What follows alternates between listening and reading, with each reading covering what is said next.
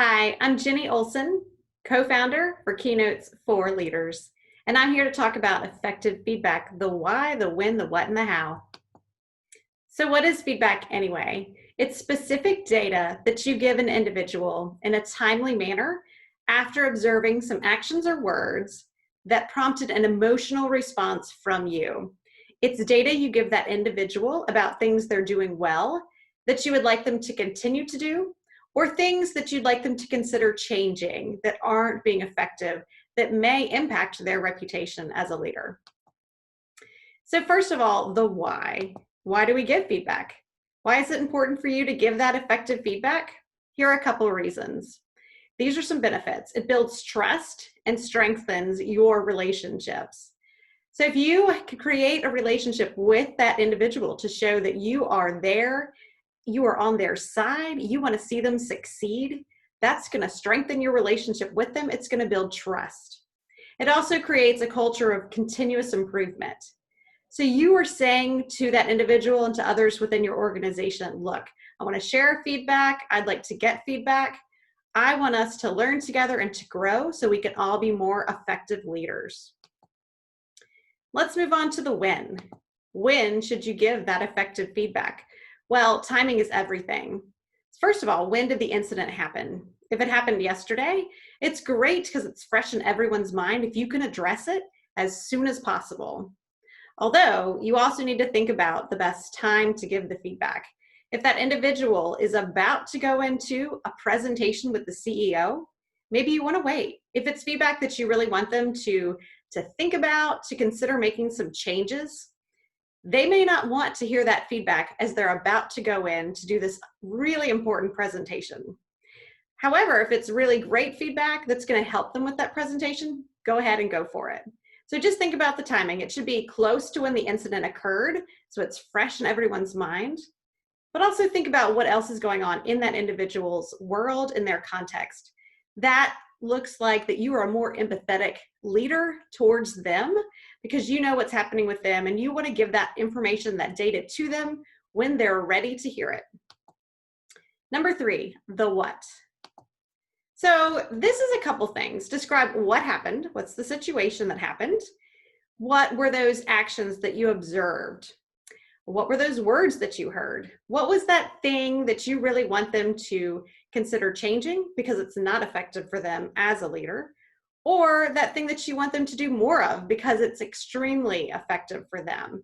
So, and I want you to be specific with this. So again, specific actions, specific words you've observed. And here are some ideas about what it means to be observable actions. So if you say you're really assertive, well, that's up for debate.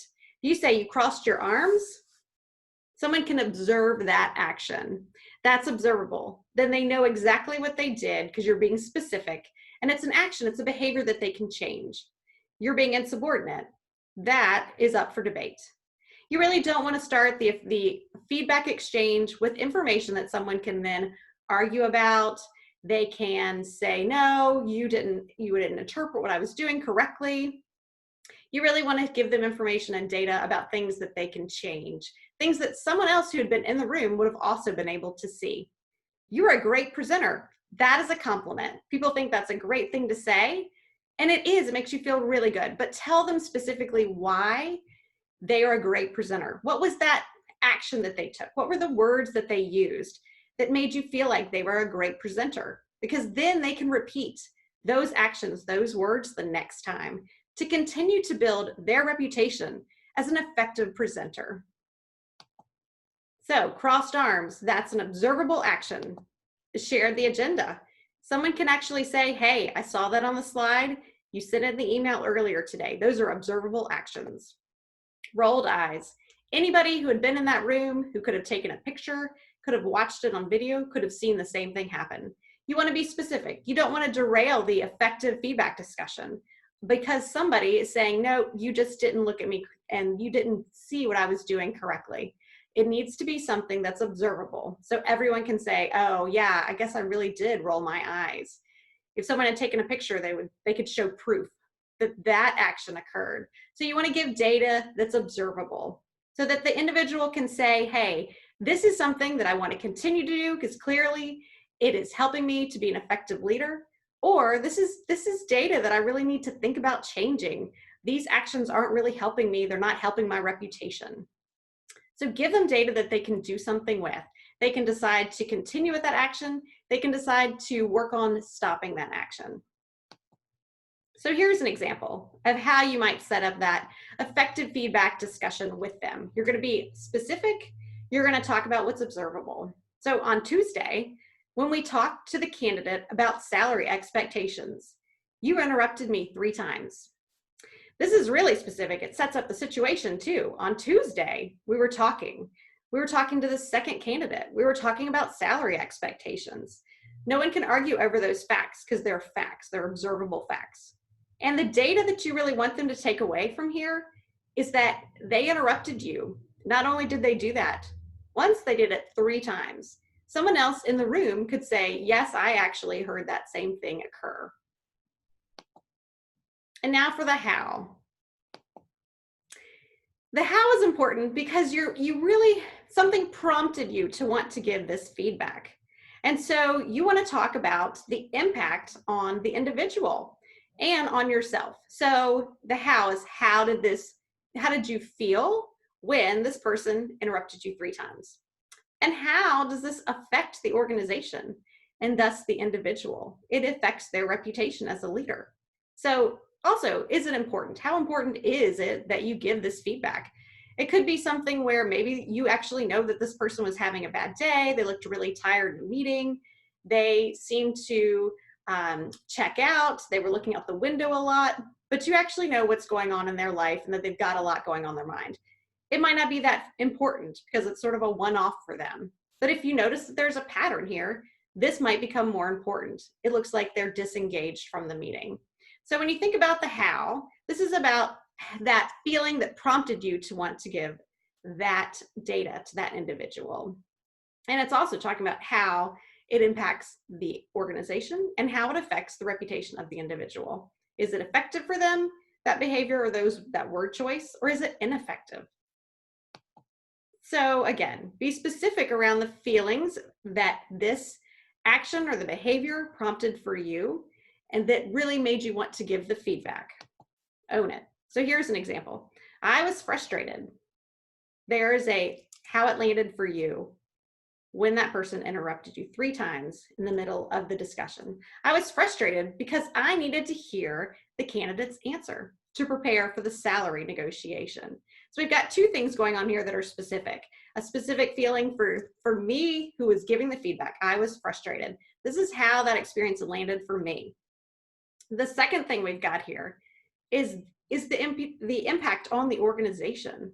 It's about preparing for the salary negotiation. Being interrupted 3 times, I wasn't able to hear all of the information. So now we're going to be at a negative negotiating position with this candidate. So this impacts the organization. So you're essentially sharing 2 pieces of data with the individual. You're sharing that when they interrupt you, it's frustrating. That's how it lands for you. And when they interrupt you, you also have access to less information that puts the organization in a negative negotiation position.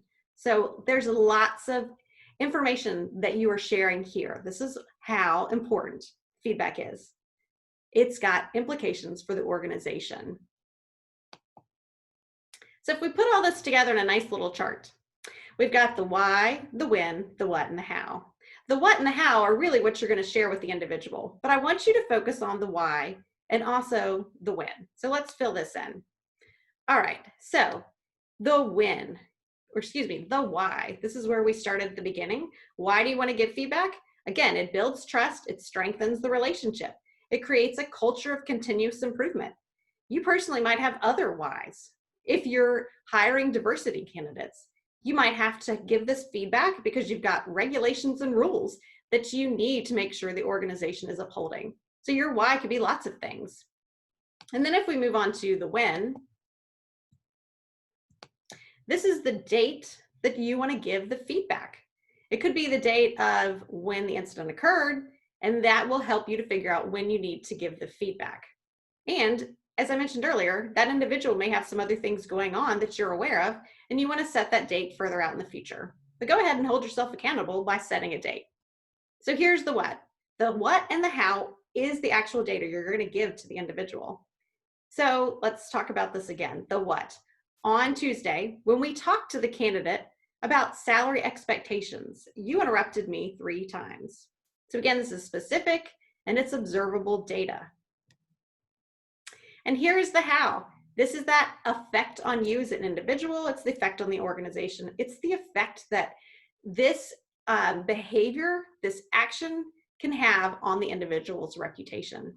I was frustrated because I needed to hear the candidate's answer to prepare for the salary negotiation.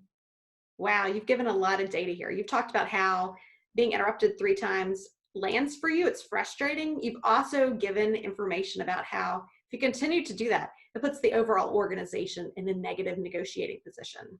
So now the individual can decide, wow, that behavior of interrupting is something I really need to work on. All right, so I've got a bonus in here. I want you to stop and think before you give that effective feedback. This is your checklist. It's the word stop. Are you being specific? Is your timing right? Is the data observable? And what feeling prompted you? So I want you to think of the word stop. Are you being specific? Is your timing right? Is the data observable? And what feeling prompted you? So if we go back to our awesome chart here where you're able to plot out your why, your when, your what, and how, you can add your stop checklist so that you can go back and say, yes, I am being specific. In my what section, I'm specific on the date, what was happening. We talked on the phone. We talked about salary negotiations, and I'm very specific about that behavior. If we look at the how, again, are you being specific? Yes, frustrated, that's the feeling. I'm specifically figuring out what the feeling was, how that landed for me. And also, I'm specific on how it impacted the organization. Is your timing right? You got that win up there. This happened on Tuesday. Today's Thursday. That's pretty close to when the incident occurred, so everyone's going to remember that. Is the data observable? Again, we were pretty specific. And interrupted 3 times? Well, that's very specific. That can be observable. And that's something somebody could see if they had video recorded the same session. And what feeling prompted you? What was the impact? How did it land for you? I was frustrated. And here's another bonus. To build that culture of continuous improvement, it's really great if you also can teach people how to do this and say, hey, give me feedback.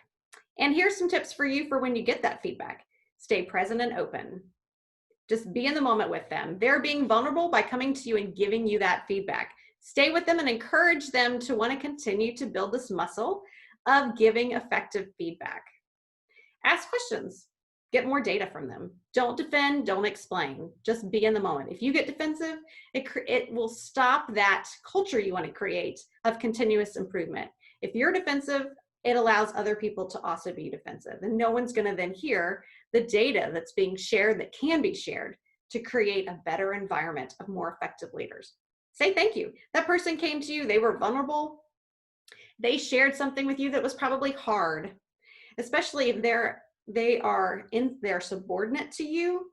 They're coming to you to share something that's challenging for them, and really congratulate them for being in the moment with you and for taking a step out of their comfort zone to help you improve. And then ask others for data if you need to see if this is a pattern, if this is really something that you want to work on changing to make you a more effective leader. Thank you so much.